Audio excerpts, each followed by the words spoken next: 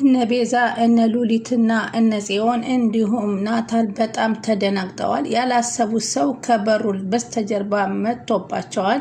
ይህም ያፌት ላይ ያደረጉትን ነገር ሁላቸውም ያውቃሉና ያፌት በአካል በመምጣት እንግዲህ እነሱን እያንዳንዱ ላደረጋቸው ነገሮች ሁሉ ላደረጉት ነገሮች ሁሉ ዋጋቸው እንደሚሰጣቸው ሲናገር እንግዲህ ናታልና ያፌት ተፋጠዋል ማለት ነው። ሌሎቹም በድንጋጤ እርስ በርስ እየተያዩ ነበር ማለት ነው። ሰላማችሁ ይብዛልኝ ውድ የቻናሌ ተከታታዮች። ለቻናሌ አዲስ ከሆናችሁ ሰብስክራይብ ያደረጋችሁ የደውል ምልክቱን መጫን አትርሱ። እንግዲህ ቪዲዮ እንደምትመለከቱት አስገብቼላችኋለሁ። መግቢያ ላይ እንግዲህ ያፌትን ሰርግ ናታል እንግዲህ ለማስቆም የተጠቀሙት ነገር እንግዲህ የሚያስተኛ መድኃኒት ነበረ። ሆኖም ግን እነሱን መልሶ አደጋ ላይ ጥሏቸዋል ማለት ነው። እነሱ የመጀመሪያውን እንጂ የመጨረሻውን እቅድ አላሰቡም ነበረ። እንግዲህ ለጊዜው ተኝቶ ሰርጉ የሚከሽፍበትን ነው እንጂ ወደፊት ምን ያስከትላል የሚለውን አላወቁም። ግን እንግዲህ እሱን ካስተኙት በኋላ ቀለበቱን አውጥቶ የኔ ጨረቃ ታገቢኛለሽ ወይ ብሎ ለኤፍራታ ናታል ሲጠይቃት በፍጹም አልችልም ነበር ያለችው። እንዴት ነው ይሄን ማድረግ የማትችይው? እኔ ላንቺ ስል ምን ላድርግልሽ?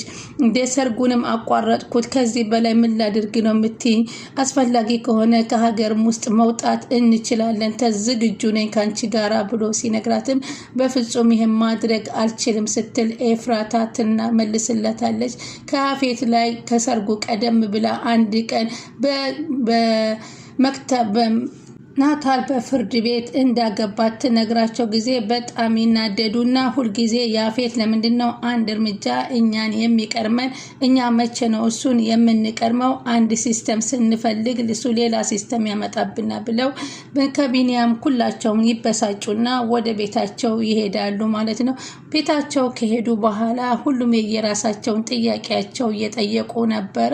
ቤዛም ገነትም እንዲሁም ሉሊትም ዳጊም ሁላቸውም ምንድነው እያደረግነው እያሉ ሲነጋገሩ ነበረ። ይህ ነገር መሆን ያለበት አሁን ይህ ነገር ያፌት ከወደቀ በኋላ ነው ያወቅኩት። ምንድነው ስትል ገነት መድኃኒት ነበረ እየተሰጠው የእንቅልፍ መድኃኒት እየተባሉ ነበር የሚያወሩት። ቤዛና ናታል ደግሞ እንግዲህ በጣም እየታመመች ቤዛን ጽዮንን እንኳን አልተመለከቷትም ነበረ። እኛ ይሄንን ሲስተም ተጠቅመን ያደረግነው ነገር ምንም ነገር ኤፍራታ ማስመለጥ አልቻልንም እያሉ በጣም እየተናደዱ ነበረ። በዚህ መካከልም እንግዲህ በስተጀርባ ጽዮን ታማ ነበረ። እነሱ ጽዮን ትንሽ የመርሳትና የልብ ድካምና የማስተዋል ችሎታ እንደሌላት እናውቃለን። ያፌትን መድኃኒቱን ሲወድቅ ስታይ ግን ደንግጣ በድንጋጤ በጣም ተሰምቷት ነበረ። ከዛም እንግዲህ ጤነኛ አልነበረችም እና ከዛ በኋላ ልቤን እያለች ብዙ ጊዜ ትንፋሿ እንደሚያጥር ትናገር ነበረ። በዚህም ሰዓት እንግዲህ ሉሊት እረች ልጅ ታማለች ተመልከቷት እያለች ብትናገርም ማንም ያዳመጣት አልነበር። ሌሎቹ ለቀለበቱ ለማድረግ ያለውን ሲኔሞሪ ለማሰራት ነበር ደፋ ቀና ሲሉ የነበረው። ሉሊት ግን በተቻለ መጠን እረች ልጅ ታማለች እያለች በተደጋጋሚ ብትናገርም አዳማጭ ግን በፍጹም አላገኘችም ነበረ። በዚህን ሰዓት ነበር እንግዲህ ከቤት ከሄደች በኋላ ጽዮን ተአመመኝ ብላ የወደቀችባቸው ማለት ነው። እና እነሱም ያን የሰርግ ፕሮግራም ለማስቀረት ስለነበር ትኩረታቸው በፍጹም ትኩረት አልሰጧትም።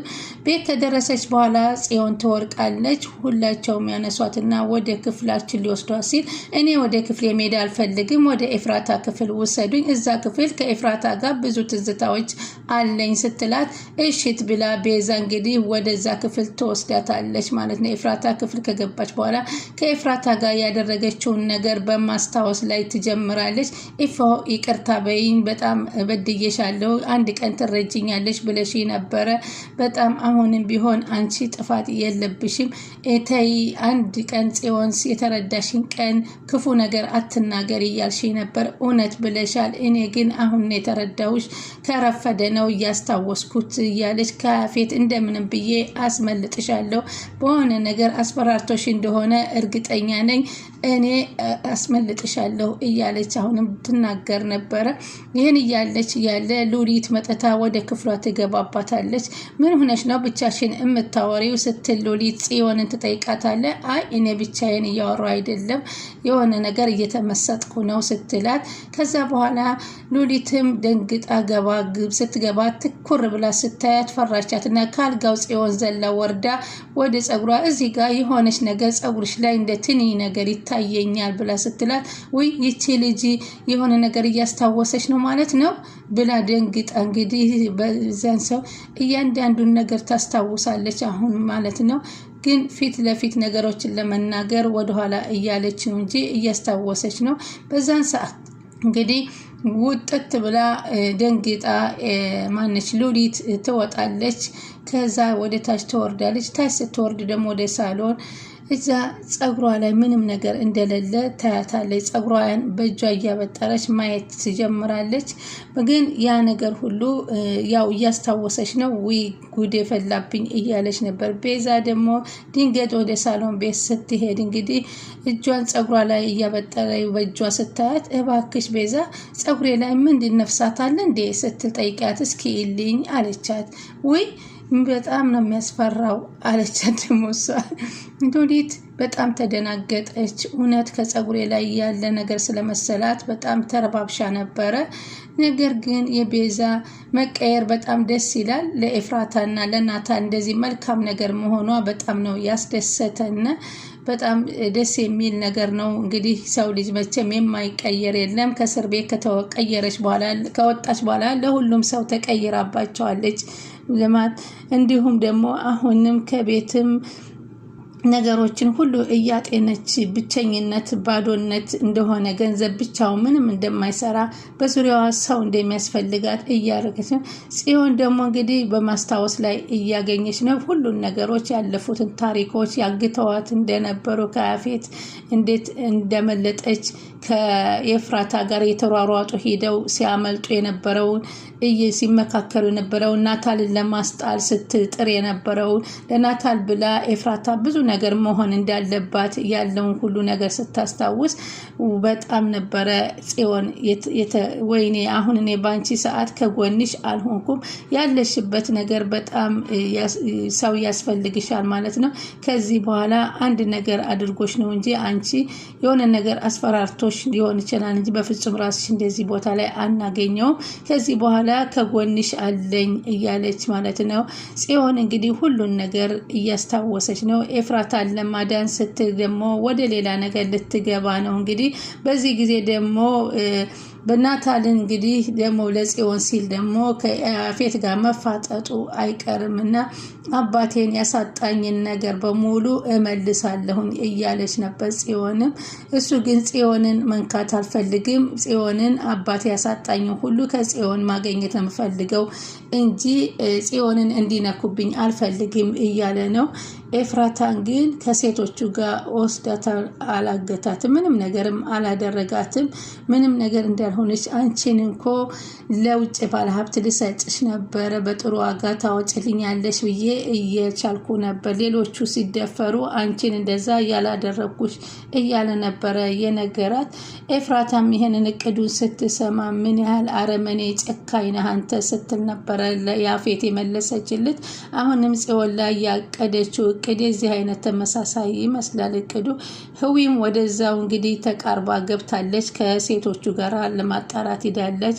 ሄዊ በያፌት ታግታ ሴቶቹን ለማዳን እንግዲህ ግዴታ ብላ ከኤፍራታን ተሰናብታት እንደሄደች በሰርጉ ዕለት የመጨረሻ ውሳኔውን አይተኗል። ያፌትም እንግዲህ ኤፍራታንና የያፌትን ሰርግ ለማስቆምም እየሞከረች እየሰራችም እንደነበረ ስለሰማ ቀድሞ ነበር እሷን ወደዛ ሰዎች እንድትገባ ያደረጋት። ሆኖም ግን እሷም ደግሞ ሴቶቹን ማውጣት አለብኝ ስትል ነው የገባችው። ስለዚህ አሁን በጣም ጭንቀት ላይ ናቸው ያሉት ማለት ነው። ቤዛ ግን መቀየሯ በጣም ደስ ይላል። ከዚህ በኋላ ሔዋን እንግዲህ ከባልደረቦቿ ላይ ጋር ሆነ እንግዲህ ፍትህ ለሴቶቹ እንደሚያገኙ እየሰራች ነው ያለችው። የፈለ ነገር እንድሰራት አለብኝ ስትላት ታያቸው በሌላ መንገድ እኮ መሄድ እንችል ነበረ ብትላትም እሷ በፍጹም አልቀርም ስትል ነበረ የተሰናብታት የሄደችው። እኛም ከጎንሽ ነኝ ስትል ኤፍራታም ተናግራታለች።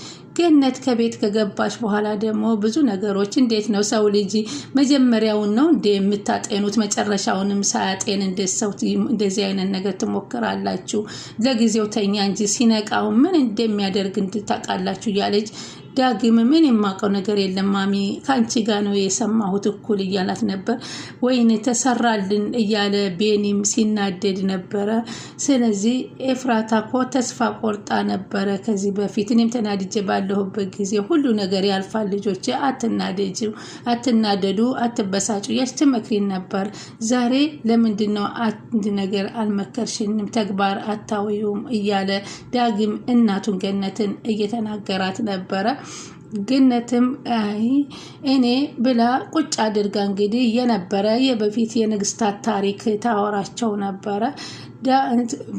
ቤኒ ግን በጣም ተናዶ ነበር። እንዴት ያፌትን ማስቆም ያቅተናል እያለ በጣም እየተናደዱ ነው። ያፌትን ግን በኤፍራታ ተገዳ ያፌትን እንዳገባችው ግን ወይዘሮ ገነት አውቃለች ማለት ነው። ውስጧን አሳምናለች። ሆኖም ግን ለምንድን ነው ይህን የሚያደርጋል ልጄን ለምንድን ነው ምናልባት ወዳው ሊሆን ይችላል እኮ እያለ ነበር። ዳግምም በፍጹም ይሄን ሸይጣን እሱን ልትወደው አትችልም፣ ለሱ አትገባውም፣ በፍጹም የሱ መሆን የለባትም እያለች ነበረ። ገነትም ጽዮንም ገነት ያፌት ናታል ደግሞ ጽዮን መታመሟ በጣም እያሳሰበው እየመጣ ነበረ።